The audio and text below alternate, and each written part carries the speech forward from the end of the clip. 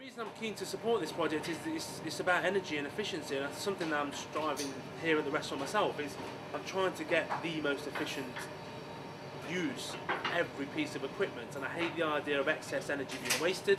I hate the idea of things being left on, lights being left on when they don't need to be, and also we've got to start thinking for the future. Ideally, I'm going to help the students as much as I can. They've obviously got to cook this, so I've got to make sure it's a recipe that they can do themselves. Today we're planning for the students just a tasting really. We've got probably a month before the menus are submitted and we find out who's actually cooking it. So we've done a menu that consists of very low energy cooking. We've done a gazpacho, a classic Spanish soup, chilled, but we're going to use English ingredients, and it's going to be a green gazpacho, so a lot of spring, summer vegetables, peas, broad beans, mint, apple. So the idea is getting lots of flavour in there. It's thickened up with some bread, olive oil, so it's kind of like a real traditional Spanish soup, but it's made with British ingredients with a little slant on it. Imagine that you sat in the summer when it's boiling hot, and just one mouthful and you'd just be completely refreshed.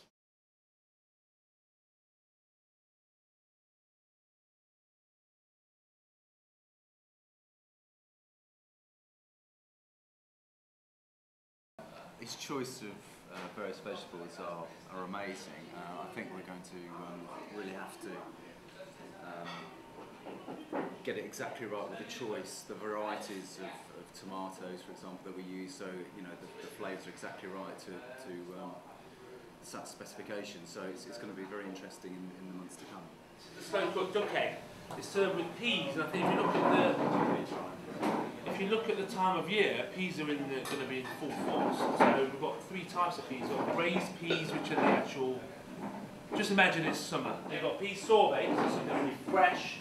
You've got pea shoots, so you've got the tendrils on the top of the pea shoots. So you're using, again, one ingredient, you're using lots of variations. You've got a slow cooked duck egg. Again, we cook that in a water bath at 62. So again, you're not boiling, you're keeping the temperature very low, long periods of cooking time. So it's a low temperature cooking, so you're just setting the protein, and you've got some bellota ham. So again, we've used Spanish ham to keep it in tune with the whole concept of being in Spain. So tuck in. Excellent. It's beautiful, isn't it? What we've got here is the belly pork. On top of that, you've got some chorizo jam. We've got apple, fennel, and a little apple puree.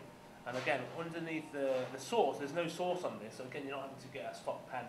We've actually got tomato seeds and passion fruit seeds, and they just dress the pork with them too. So it's really fresh, acidic. Again, there's a lot of fat in the pork. Is to cook through that, and the elements of the apple and the fennel is something that's very crisp and clean to cook again through the fat of the pork. Yeah.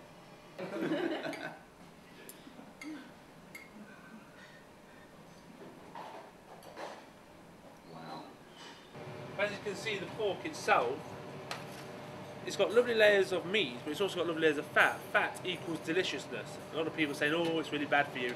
In moderation, it's not.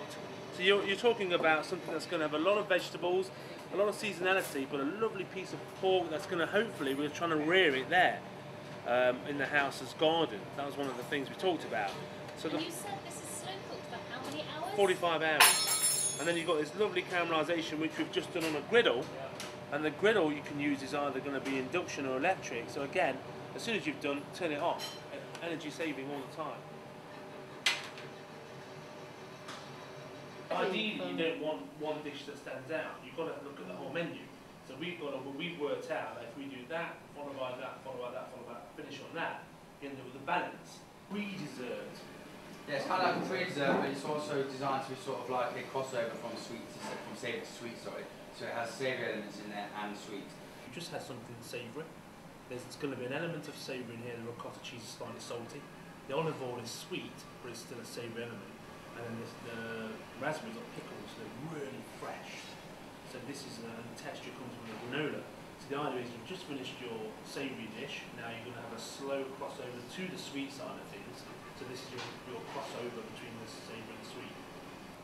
It sort of unfolds like a story, doesn't it? Sort of each page, in terms of the dish that's served, immediately relates to the previous. So it's like a story unfolding and reflecting. Yeah, that's gorgeous.